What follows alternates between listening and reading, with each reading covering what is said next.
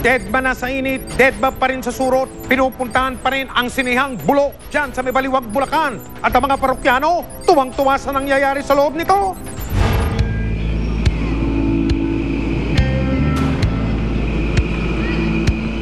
Sa simbahan ng Baliwag, lalawigan ng Bulacan, tahimik na namamanata ang ilan nating kababayan. Sa sagradong lugar na ito raw kasi maaaring mahugasan ng kasalanan. Pero bakit ilang metro lang ang mula sa simbahan, tagusan naman sa buto ang katabi nitong sinihan sa mga gawain ng kalaswaan? Ano ba naman yan? Akala kasi ng ibang dumaraan matatakot nang gumawa ng masama ang ilan dito. Pero mismong kabataan ay tumatambay daw dito. Sa malayuan kasi, wholesome ito kung titignan. Pero sa malapitan, mababakas na hindi ito para sa mga batang manunood ng sinihan. Eh bakit naman? Sa tulong ng isang asset na ipasok ang aming kamera sa loob nitong sinihan. Dahil nga ilang tumbling lang ang layo nito sa simbahan. Abot kaya ang entrance fee, malayong-malayo ang presyo sa mga ibang sinihan.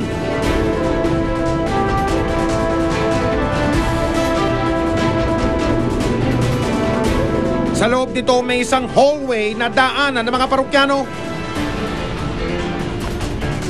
Kapansin-pansin dinarayo ito ng ilang binatilyo at tila malinaw na sa amin ang pakay nila sa lugar na ito.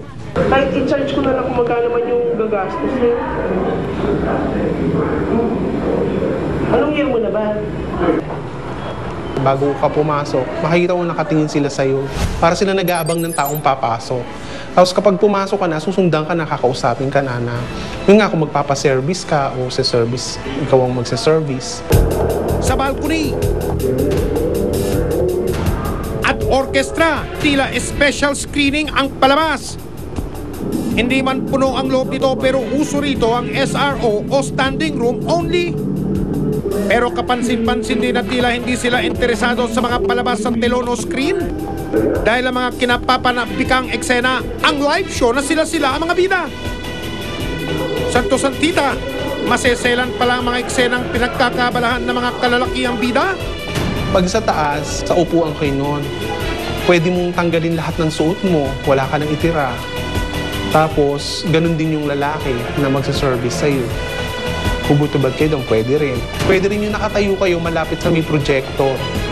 Eh yung nag-aano sa projector ng sinihan, alam din naman niya kung ano yung nangyayari. Kaya wala din siyang pakialam. Okay lang sa kanya kung ano yung nakikita niya. Alam ng takilyera yan. Pati yung mga tagakuha ng ticket sa may ito ng sinihan. Alam nila lahat yan na ganun yung kalakaran. Maski yung kasama nilang lalaki, nagpapaservice din yun eh. Araw-araw tila nagbibihis ang sinihan para maging motero ng mga parokyanong gumagawa ng kababalagan. Tila hindi naman nalintana ng mga tauhan ng sinihan na nagiging makasalanan na ang gusaling tapat pa mismo ng isang simbahan.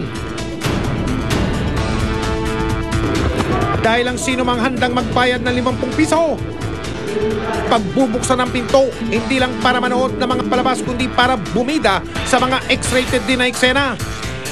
Pero hindi lang pala sa hallway, orkestra at balcony kinukuna ng malalaswang mga eksena.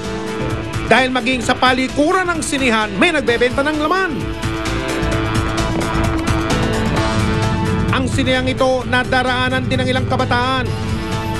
At sa ilang araw naming pagmamanman, isang lalaki ang kapansin-pansing arawan yata kung bumisita rito sa sinihan. Itinago namin ang kanyang pagkakakilanlan sa pangalang Jasper. Pag may dumating na bagong pasok sa sinihan, nilalapitan niya, sinasabihan niya ng service. Tuloy ang ligaya sa loob ng sinihan. Pero tila na iskandalo kami sa eksenang aming nakita. Isa rin pala ang binatilyong si Jasper sa mga natutukso ng Henson Cinema. Major problem na yan. Kaya dapat nang wakasan.